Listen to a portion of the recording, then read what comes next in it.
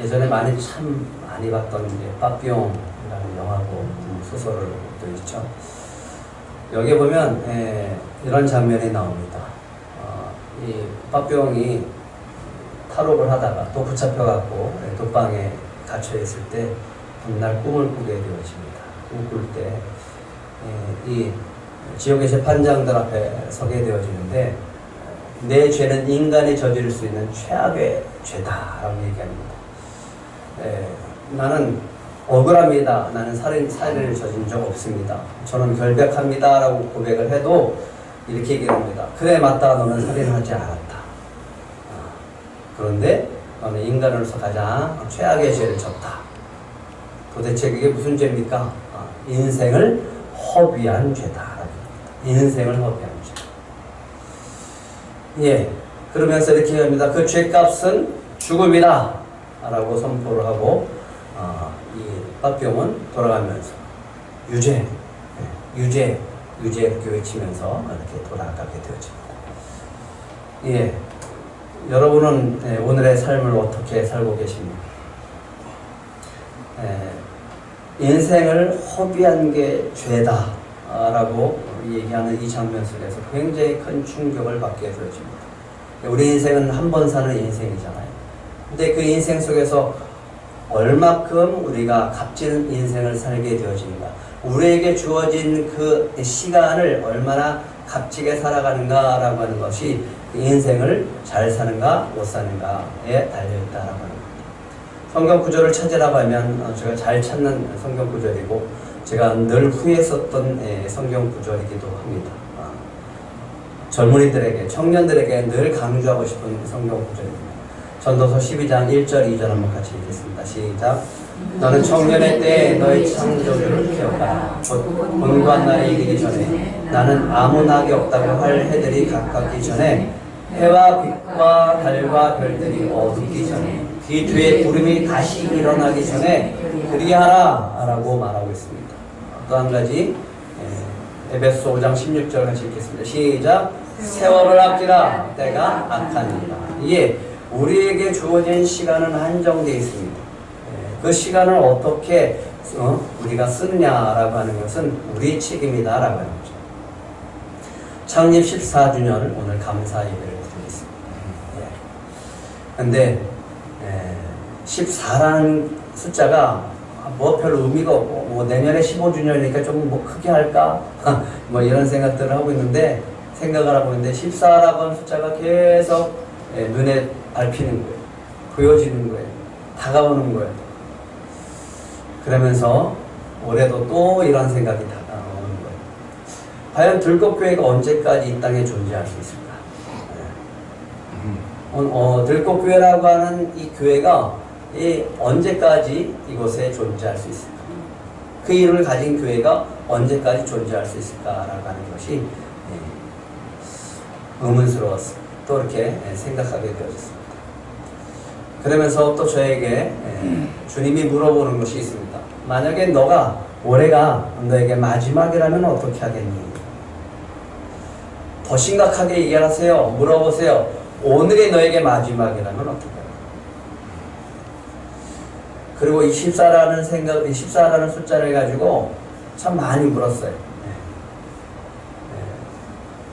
뭔지 모르지만 하나님이 주신 은혜가 있어서 물었습니다. 잘못되어지고 후회가 있어서 그런 게 아니라 그냥 지금까지 주신 은혜가 너무나 감사해서 그렇게 감격의 눈물을 흘리게 되어졌어요.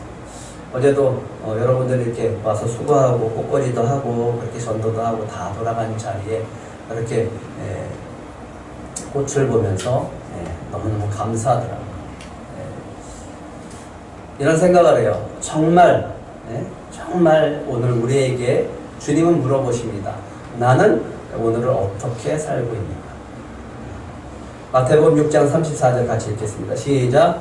그러므로 내일 일을 위하여 염려하지 말라. 내일 일은 내일이 염려할 것이요 한날의 괴로움은 그날 족하리라. 하루하루가 모여서 14주년이 됐습니다. 2009년 9월 19일 날 우리가 창립을 했고, 그리고 올해로 14주년을 맞게 되어집니다. 그리고 또 내일부터는 15주년을 향해서 출발하게 되어집니다. 이 기점에서 오늘 우리에게 주님이 주시는 말씀이 뭘까라는 거죠. 이 말씀이 오늘 우리에게 주시는 겁니다. 내일 일을 위하여 염려하지 말라. 내일 일은 내일이 염려할 것이요 한날의 괴로움은 그날의 족하니라 라고 하시면서 제 인생을 돌이키면서 다시 한번 과거를 생각하게 하셨습니다. 이 말은 이런 의미로 주님이 주시지 않았습니다. 착각하지 마세요.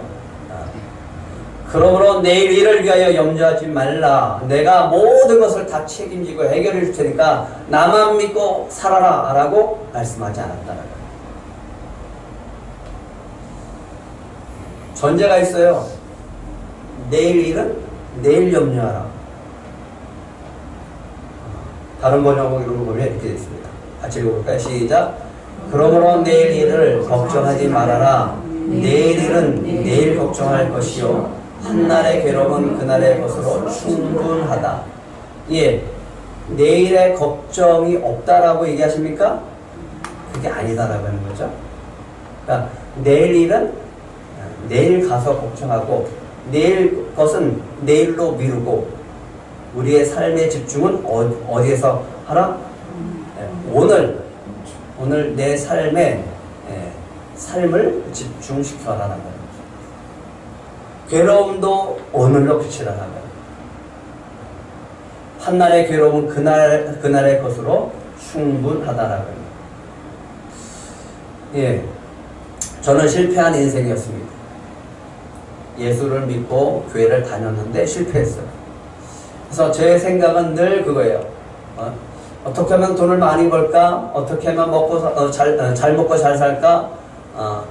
그런 실패의 문제를 가지고 빚더미를 가지고 살아가면서 늘 이렇게 패배한 패배한 인생을 살아왔습니다. 그래서 제 생각은 날마다 뭐였냐면 염려하고 근심하고 걱정하는 것이었어요. 그리고 주님한테 날마다 물었습니다. 왜? 내가 예수를 믿는데, 내가 예수 믿고 사는데 왜 나는 이런 염려 가운데 살아야 됩니까? 라고 하는 것입니다. 예, 다 실패하고, 그리고 주님 앞에 갔을 때, 그리고 날마다 정말 죽지 못해서 살아가는 그 인생을 살아갈 때 했었던 질문이야. 수없이 질문하고 수없이 질문할 때 주님이 주시는 말씀이었습니다. 같이 읽겠습니다. 시작. 마태복음 6장 24절 시작. 한 사람이 두 주인을 섬기지 못할 것이니 혹 이를 미워하고 저를 사랑하거나 혹 이를 중히 여기고 저를 경히 여김이라. 너희가 하나님과 재물을 겸하여 섬기지 못하느니라. 그러므로라고 하는 25절에 나오는 이 모든 말씀의 전제 앞에 24절이 있습니다. 질문합니다. 네 주인은 누구냐?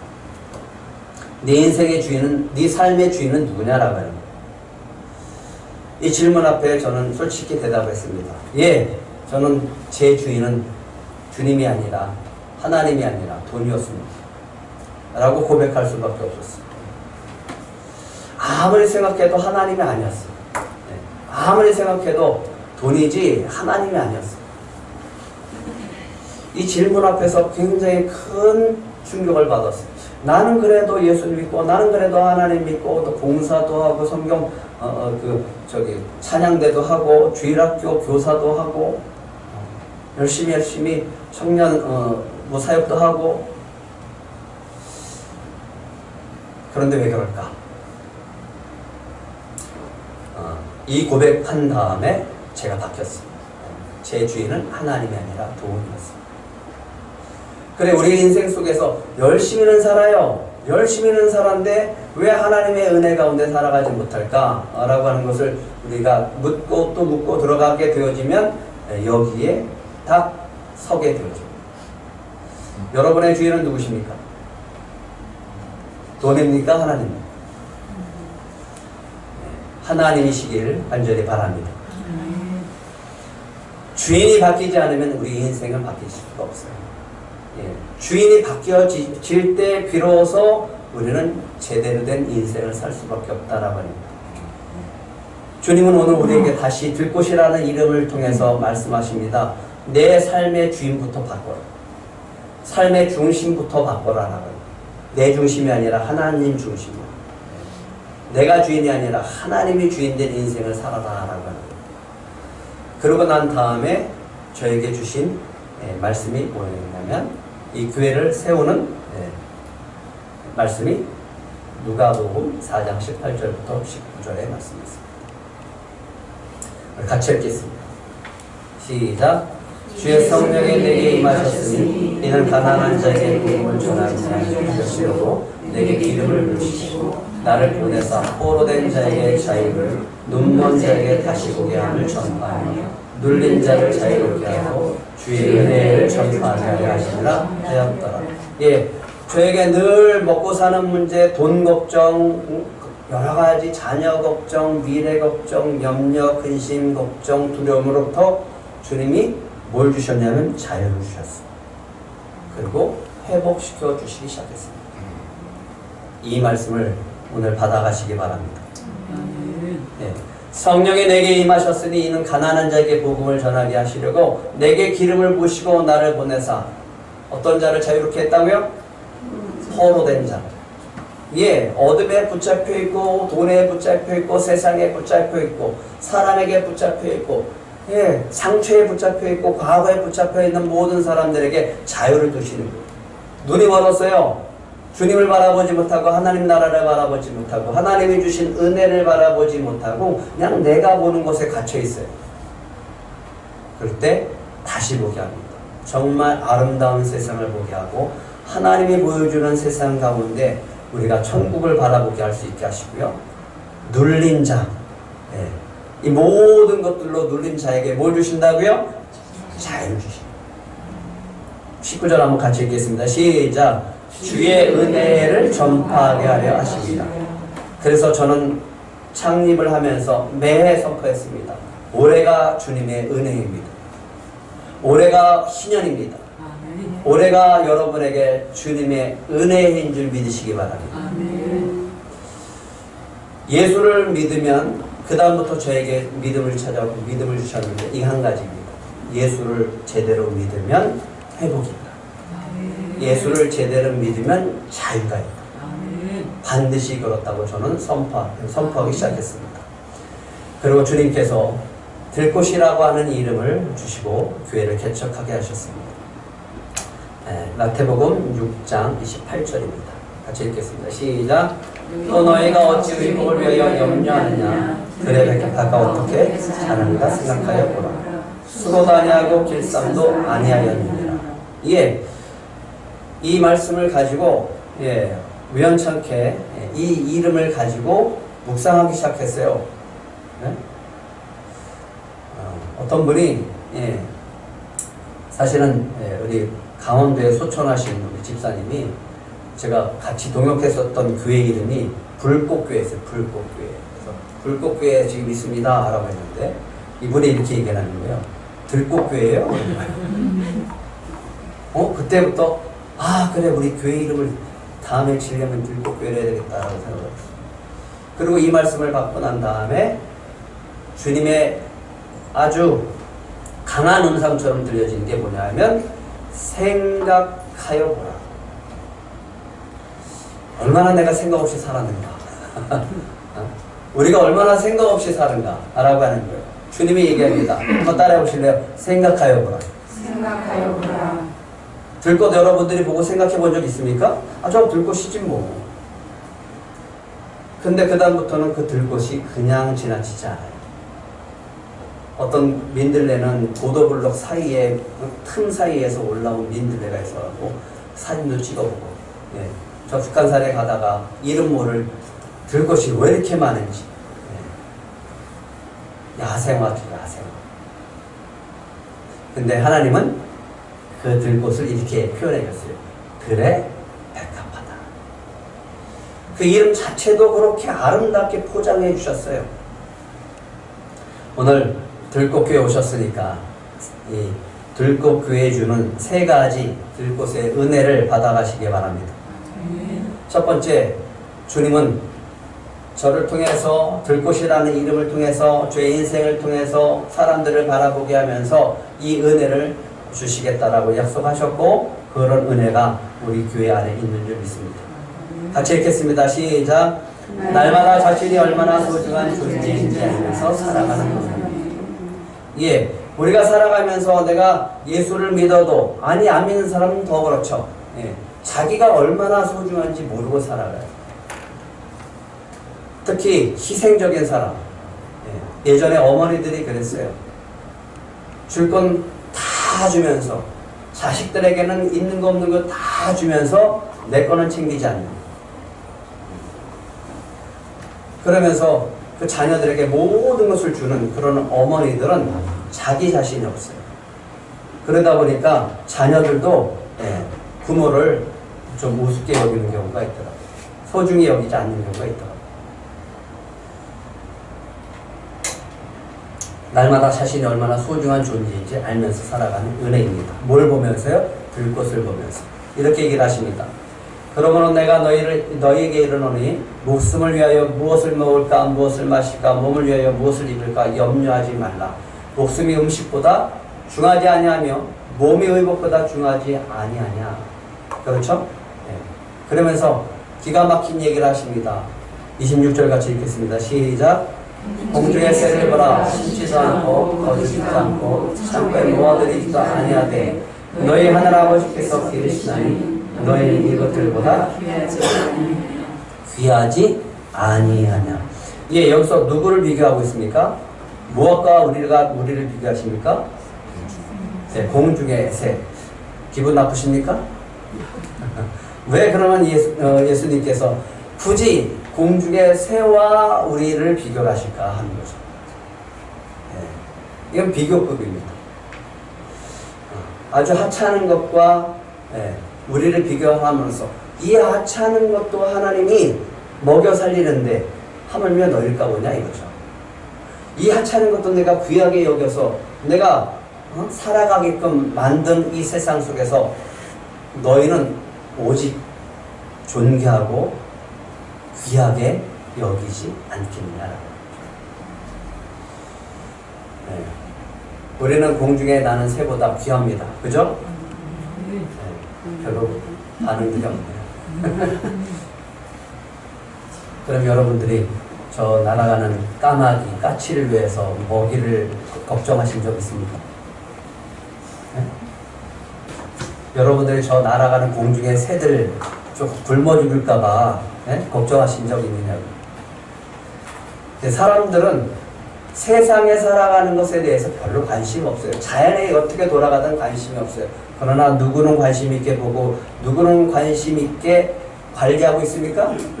하나님이 하시잖아요. 그런데 우리가 하나님의 형상을 가지고 태어난 우리 존재는 하나님이 안 돌보시겠냐 이거죠. 근데 우리는 뭐예요? 맨날 어떻게 먹고 살아야 되냐, 어떻게 먹고 살아야 되냐 이렇게 근심하며 살아간다는 거예요. 따라해 보시기 바랍니다. 너희는 공중의 새보다 귀하지 아니하냐. 너희는 공중의 새보다 귀하지 아니하냐. 예, 너희 하늘 아버지께서 기르시나니 너희는 이것들보다 귀하다라고 얘기합니다. 이 말씀은 뭐냐면 비교할 수 없을 정도로 귀하다라는 거예요. 너희들은 내가 만들어 놓은 창조해 놓은 이 피조물보다 너무너무 비교할 수 없을 정도로 너무너무 소중한 존재다라는 거예요. 믿으십니까? 네, 이것을 여러분이 갖고 있을 때 그때 기쁨과 행복이 찾아올 줄 믿습니다. 대부분 많은 사람들이 불행하다라고 느끼고 자기가 우울감을 갖고 불행하다고 느끼는 사람들의 특징 가운데 하나는 비교의식이에요. 비교의식. 형제 간의 비교의식, 남들 간의 비교의식, 그리고 저보다 내가 못하다, 아니면 저보다 내가 더 낫는데 왜 나는 이럴까라는 생각 때문에 그렇습니다. 그 생각을 버리고 정말 내가 소중하다라고 하는, 주님이 나를 사랑하시고 하나님이 나를 얼마나 소중하는가라고 하는 것을 느끼기 시작을 하면 그때부터 행복이 찾아올 줄 믿습니다. 그것을 주님이 얘기합니다. 교회 안에서 느끼게 해요. 교회 안에서. 우리 들꽃교회 안에 오면 그런 은혜가 있을 줄 믿습니다. 요한복음 1장 12절 같이 읽겠습니다. 시작. 영접하는 자 곧 그 이름을 믿는 자들에게는 하나님의 자녀가 되는 권세를 주셨습니다. 무슨 권세를 줬다고요? 하나님의 자녀가 되는 권세를 주셨습니다. 이게 예수 그리스도의 십자가 인해 속에서 예수님의 생명을 대신해서 우리를 구원하신 그 은혜가 우리 안에 있다라고 하는 것을 믿고 살아가면 그 영혼은 행복해지기 시작합니다. 기쁘기 시작하고 자기 안에 자유함과 인생의 회복이 시작되기 시작합니다. 이런 은혜가 저와 여러분 안에 있기를 축복합니다. 성경에 보면 우리가 잘 아는 말씀이 있죠. 탕자의 비유가 나옵니다. 예수님이 귀하다라고 하는 이 비유를 세 가지 중에 세 가지를 하는 것 가운데 맨 마지막에 귀한 거죠. 한 영혼의 달란트의 비유 가운데 귀한 것을 이야기할 때 하는 겁니다. 아버지 말 안 듣고 재산 상속 미리 다 받아서 나가서 허랑방탕하고 살다가 지 마음대로 살다가 다 잃어버리고 그때 오갈 데가 없어서 정말 창피하지만 그래도 내가 집으로 돌아가야 되겠다라고 돌아왔죠. 돌아올 때 아버지가 어떻게 달려오는가라고 하는 거죠. 누가복음 15장 20절입니다. 시작. 이에 일어나서 아버지께로 돌아가니라. 아직도 거리가 먼데 아버지가 그를 보고 측은히 여겨 달려가 목을 안고 입을 맞추니. 왜 입을 맞춰요? 그 못된 놈, 내 재산 다 탕진한 놈, 나가서 지 마음대로 살다가 다 망해버린 놈인데 아버지가 보고 싶나요? 근데 이 아버지는 어떻게 하고 있어요? 보고 불쌍히 여겨서 달려가서 목을 안고 입을 맞추고 껴안아주는 이게 누구예요? 아버지고 이게 하나님이라고요. 이분이 하나님이라고요. 그러면 여기 안겨있는 사람은 누굴까요? 우리죠. 우리가 하고 싶은 대로 살다가 인생 살다가 하다가 안 되니까 결국 찾아가는 게 바로 교회라고 해요. 그래요. 그것도 은혜인 거죠. 아들이 그래요. 너무너무 미안하고 죄송해서 아버지 내가 하늘과 아버지께 죄를 지었사오니 지금부터는 내가 아들이라는 이름 자체가 아들이라는 직분 자체가 아들이라는 이 관계 자체가 저 부끄러워서 내가 감당하지 못하겠습니다 라고 했더니 뭐라고 합니까? 22절도 같이 읽겠습니다. 시작. 아버지는 종들에게 이르되 제일 좋은 옷을 내어다가 입히고 손에 가락지를 끼우고 발에 신을 신기라. 왜 그래요? 이 못된 놈. 뭐가 예쁘다고? 왜 그러냐고요? 아버지니까 그런 거죠. 아버지는 아들이 아무리 바깥에서 개차반으로 살아도 아버지 집으로 돌아오면 아들이에요. 아들. 그 아들을 어떻게 할 수 없어요. 왜요? 아버지는 아들을 사랑하고 그 사랑은 변하지 않기 때문에. 그래서 오늘 우리가 점검해야 될 것이 있습니다. 따라해 보실래요? 날마다 하나님과 우리 사이를 점검하라.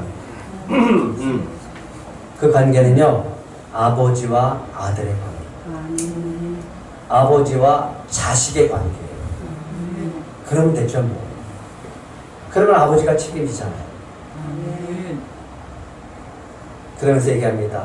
살진 송아리를 끌어다가 잡아라. 우리가 먹고 즐기자. 이 아들은 죽었다가 다시 살아났으니 내가 잃었다가 다시 얻었노라. 다 같이 축제를 벌이자라고 하는 거죠.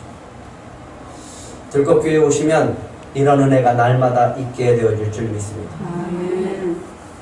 내가 잃어버렸던 것, 나라고 하는 존재를 교회 안에서 발견하게 되어질 때 그 영혼은 자유롭게 되어지고 그 영혼의 인생은 회복되기 시작할 줄 믿습니다.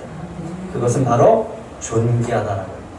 내가 얼마나 세상 가운데 하나님의 자녀로서 존귀한 존재인지를 깨달으라고 하는 거죠. 그것을 우리 들꽃교회 안에 들꽃의 은혜 가운데 있게 되어질 줄 믿습니다. 그것이 바로 우리 들꽃교회가 될 줄 믿습니다. 두 번째는요, 따라해 보시기 바랍니다. 날마다 하나님의 크신 사랑을 경험하며 살아가는 은혜. 이러면 됐죠. 우리의 인생 가운데 이런 삶을 살아가면 그 사람은 성공한 삶이죠. 이렇게 얘기를 합니다. 너희 중에 누가 염려함으로 그 키를 한 자라도 더할 수 있겠느냐?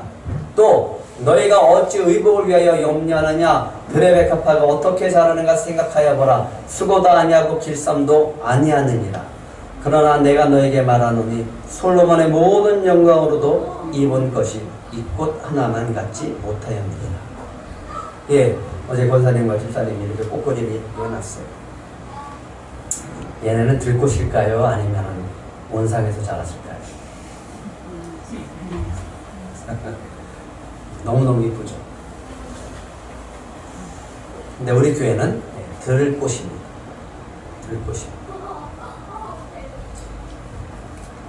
여러분의 들에 꽃이 피었다고 해서 그 꽃이 질까봐 막 걱정하고 다니시는 분 있습니까?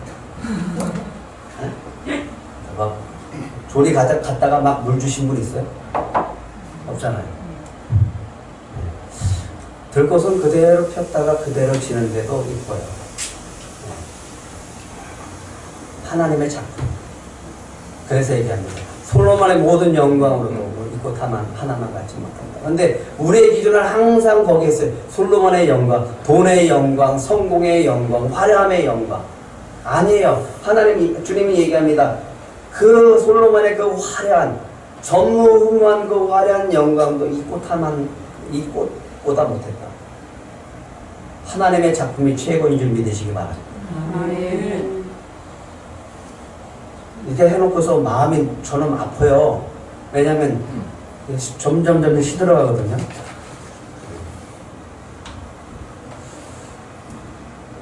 그런데 주님이 이렇게 얘기합니다. 30절 같이 읽겠습니다. 시작. 오늘 있다가 내일 아궁이에 던져진 들들도 하나님이 이렇게 얘기하시죠. 하물며 너희를 까보냐 믿음이 작은 자들아. 들꽃도 이렇게 입혀주시는데 내가 너를 안 입혀주겠냐? 내 인생을 책임져 주지 않겠느냐? 라고 하십니다.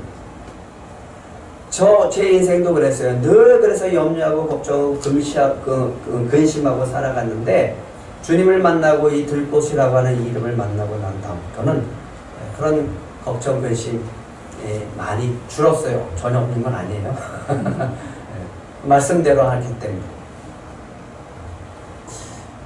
두 번째 아들이 들어왔을 때 맏아들이 화를 냅니다. 아버지가 나와서 얘기합니다. 야, 둘째 들어왔다. 막내 들어왔다. 그러니까 같이 가서 너 같이 축제를 벌이자. 네 사랑하는 동생 돌아오지 않았느냐. 그랬더니 큰아들이 그러는 거예요.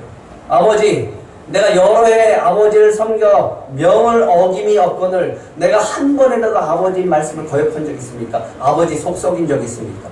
나한테는 염소 새끼 한 마리도 안 주고 내 벗들과 함께 즐겁게 한 적이 한 번도 없으면서 저 자식이 돌아오니까 송아지를 잡아주세요. 아버지의 살림을 창녀들과 함께 삼켜버린 이 아들이 돌아오매 이를 위하여 살찐 송아지를 잡으셨나이까? 뭐예요? 열등감, 비교의식, 피해의식 속에서 살아갑니다. 아버지가 하는 말에 큰 충격을 받습니다. 31절 같이 읽겠습니다. 시작. 아버지가 이르되 예, 너는 항상 나와 함께 있으니 내 것이 다 내 것이다. 뭐가 문제예요? 네가 잡아먹고 싶으면 네가 잡아먹어. 친구들 불러서 네 하고 싶은 대로 한번 해. 근데 네가 안 했잖아. 뭐를 못한 거예요? 네, 누리진 못하는 거예요. 아버지가 함께 살아가는데도 불구하고 같이 누리지 못하는 거예요.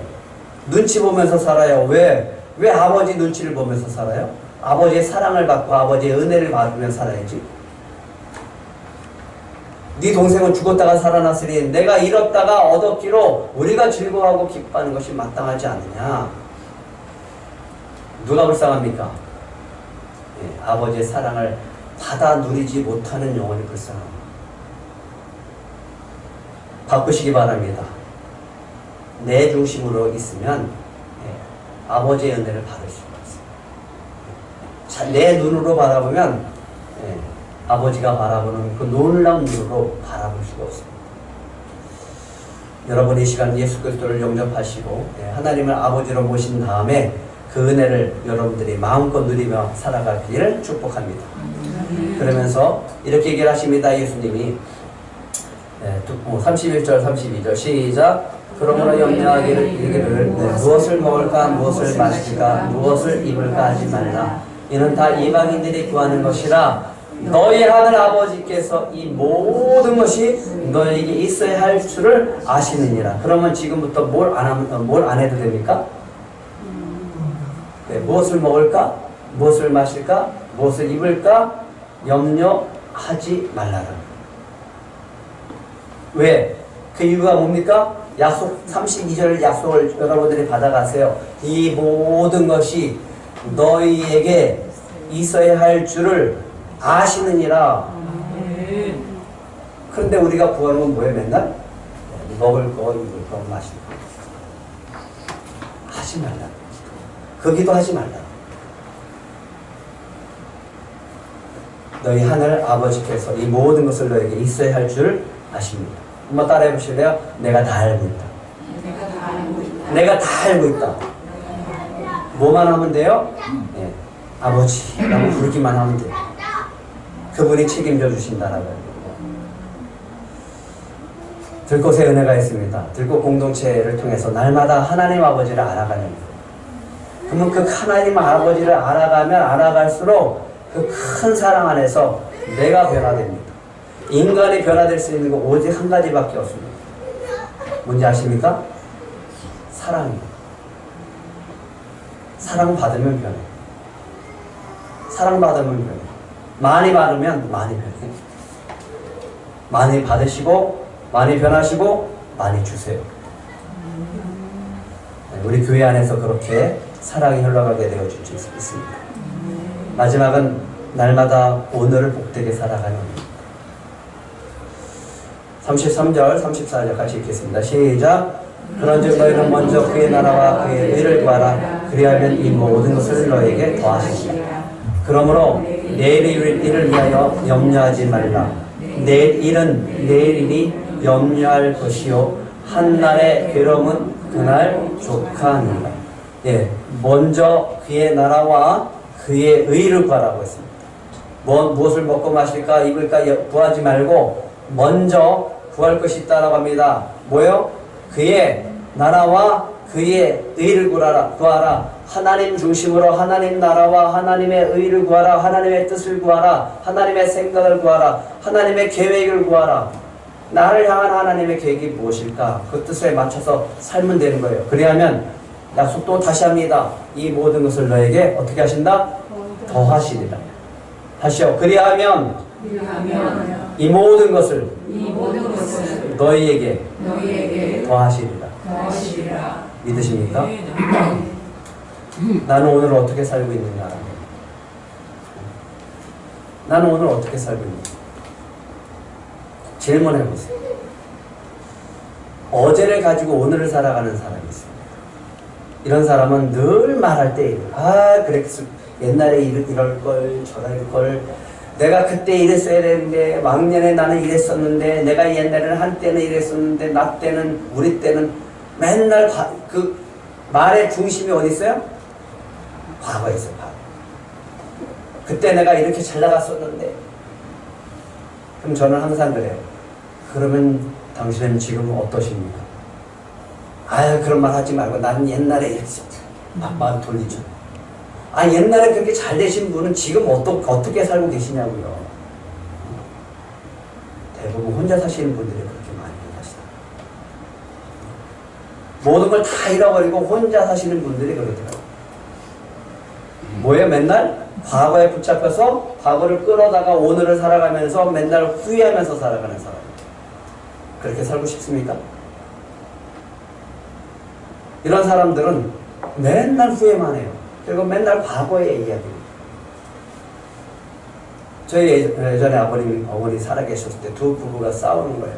그래서 내가 도대체 무슨 일 때문에 그러나 했더니 어머니가 아버님 젊었을 때 사건을 끄집어내서 싸웁니다. 근데 내가 듣기에는 어저께 그 사건이 벌어진 것 같아요. 물론 치매가 있어서 그런 거죠. 대부분 노인들이 그래요. 어르신들. 예, 과거만 있어요. 과거. 뭐가 없어요? 오늘이 없어요. 그냥 오늘은 그냥 지나가는 시간일 뿐이에요. 그냥 허비하는 시간일 뿐이에요. 한번 물어보셔야 돼요. 그래서 당신은 오늘 어떻게 살고 있습니까? 오늘이 중요합니까? 어제가 중요합니까? 내일을 가지고 오늘을 살아가는 사람이 있습니다. 만약 이렇게 되면 어떻게 하지? 저렇게 되면 어떻게 하지? 혹시라도 그렇게 되면 어떻게? 근심, 걱정, 염려하는 사람. 이루어졌어요? 안 이루어졌어요? 이루어졌습니까? 안 이루어졌습니까? 사건이 발생했어요? 안 했어요? 안 이루어졌잖아요. 근데 오늘 근심하고 있으면 뭐하냐고. 다시 한번 물어보세요. 그래서 당신은 오늘 어떻게 살고 있습니까? 그래서 미리 준비하고 있지. 준비한다고 안 터집니까? 주님이 얘기합니다. 내일이 오면 그날이 바로 오늘이란다. 그러니까 오늘은 내 삶의 가장 중심이 되어지는 삶. 우리는 오늘을 살지 내일을 살지 않아요. 우리는 오늘을 살지 어제를 살지 않는다고요. 내일이 염려할 것이에요. 염려 없다라고 하지 않았어요. 내일 가서 염려해. 한날의 괴로움은 그날의 족하다. 너는 오늘 내 안에서 즐거워하고 기뻐하고 행복했으면 좋겠다. 나는 오늘을 어떻게 살고 있는가? 날마다 주님이 주시는 사랑과 은혜로 살아가시기를 축복합니다. 성령의 도우심을 받고 주님과 함께 날마다 오늘을 살아가시기를 축복합니다. 들곳의 은혜로 살아가는 들곳의 사람들이 되시기를 축복합니다. 그렇게 살다 보면요, 숫자가 바뀌어요. 이 숫자가 옵니다. 15주년. 오늘 금주의 미션을 하겠습니다. 이 말씀을 암송하세요. 한 줄. 같이 읽겠습니다. 시작. 그런즉 너희는 먼저 그의 나라와 그의 의를 구하라. 그리하면 이 모든 것을 너희에게 더하시리라. 아멘. 기도하겠습니다.